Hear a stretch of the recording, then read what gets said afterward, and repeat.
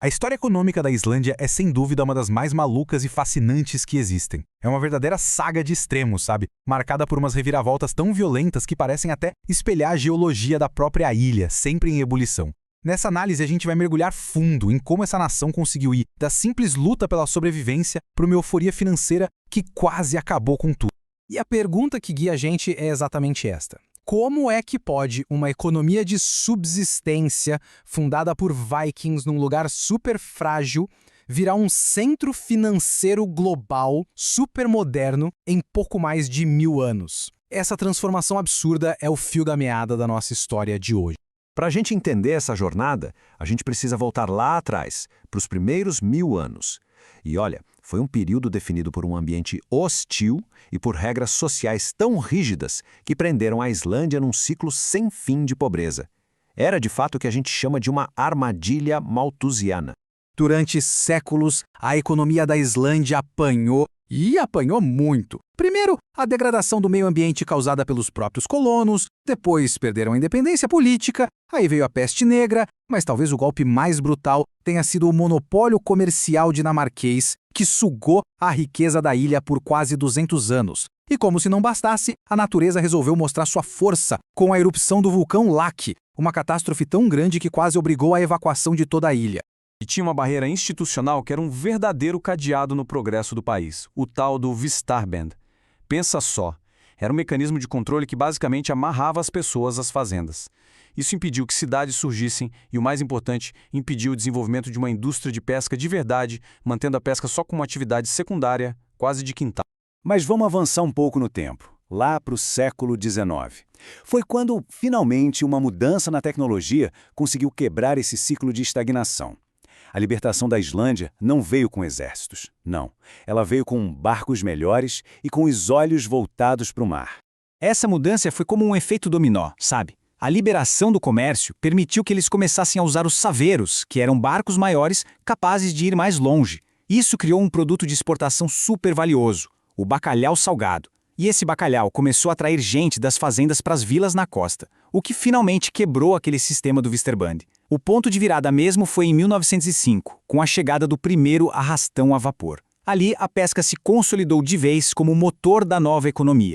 E conforme a Islândia ia conquistando sua independência política, os grandes conflitos mundiais, por mais irônico que pareça, acabaram virando os maiores aceleradores da modernização do país. A geopolítica estava prestes a dar um empurrãozinho decisivo na economia da ilha.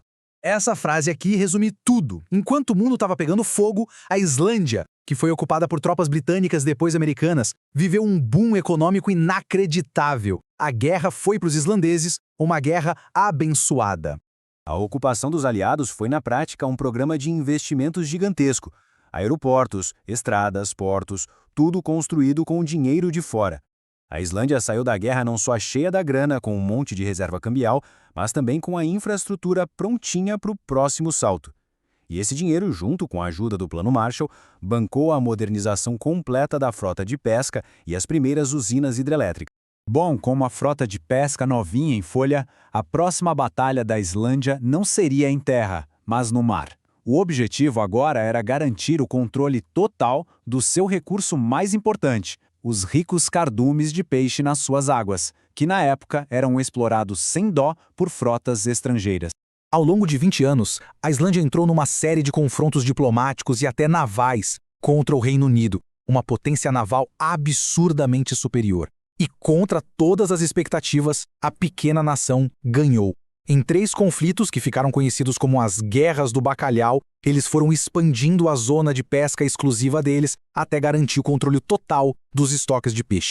Tá, mas como? Como uma nação minúscula derrotou o poderoso Reino Unido? A resposta está na geopolítica da Guerra Fria. A Islândia usou sua localização estratégica como uma carta na manga. Eles simplesmente ameaçaram fechar a base da OTAN em seu território, que era vital para os americanos monitorarem os submarinos soviéticos. E isso, claro, forçou os Estados Unidos a pressionarem o Reino Unido para ceder.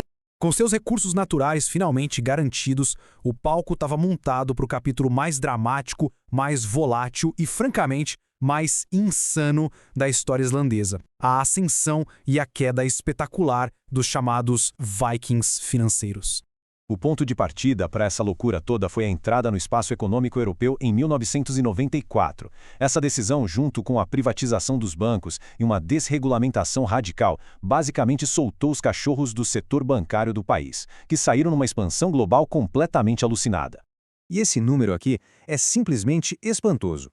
Em menos de uma década, o tamanho dos 3 maiores bancos da Islândia inchou para quase 1000% do PIB. Ou seja, eles ficaram 10 vezes maiores que a economia inteira do país. Foi uma expansão movida a crédito internacional fácil e um apetite por risco que parecia não ter limites. Essa nova era de riqueza parecia inabalável, mas na verdade ela foi construída numa base muito, mas muito frágil. Os bancos estavam pegando empréstimos de curto prazo para financiar investimentos de longo prazo, mundo afora. Era o equivalente a construir um arranha-céu em cima de areia movediça, uma aposta que só daria certo enquanto o dinheiro continuasse fluindo. A hora que a música parasse, tudo ia desmoronar. E então, em setembro de 2008, o banco Lehman Brothers quebrou nos Estados Unidos e a música parou. O crédito no mundo todo congelou da noite para o dia. O castelo de cartas islandês veio abaixo com uma velocidade assustadora. Sem conseguir renovar suas dívidas e com um banco central pequeno demais para salvar todo mundo, os 3 bancos gigantes faliram em uma única semana. Foi uma implosão total, um dos maiores colapsos financeiros sistêmicos da história. Mas das cinzas dessa crise financeira, a Islândia conseguiu uma recuperação impressionante e bem diferente do convencional, reinventando, mais uma vez, toda a sua economia. A resiliência, de novo, se mostrou a principal característica dessa nação. A virada na recuperação foi rápida e totalmente inesperada. A moeda irlandesa, a coroa, despencou, perdeu metade do seu valor. De repente, o país virou um destino turístico incrivelmente barato. E o turismo explodiu, impulsionado, ironicamente, pela famosa erupção do vulcão de nome impronunciável, o Eyjafjallajökull. O turismo simplesmente tomou o lugar do setor financeiro como o grande motor da economia. Hoje, parece que a Islândia aprendeu a lição da diversificação. A economia agora se apoia em vários pilares. O turismo, claro, a pesca, que agora foca em alta tecnologia, e a indústria de alumínio, que se aproveita da energia geotérmica barata e abundante. E o setor de tecnologia também está crescendo bastante por lá. Mas a volatilidade continua sendo a marca registrada do país. Hoje, a Islândia enfrenta uma inflação teimosa e, de forma bem literal, o retorno da atividade vulcânica com força total, ameaçando cidades e infraestruturas essenciais. Os velhos fantasmas, tanto os econômicos quanto os geológicos, nunca estão muito longe. Isso tudo deixa a gente com uma reflexão final, né? A história da Islândia é um ciclo sem fim de superação. Mas a questão que fica no ar é, nessa dança eterna com a instabilidade, o que será que vai definir o próximo capítulo? As forças imprevisíveis da economia global ou as forças igualmente imprevisíveis que fervem debaixo dos pés deles?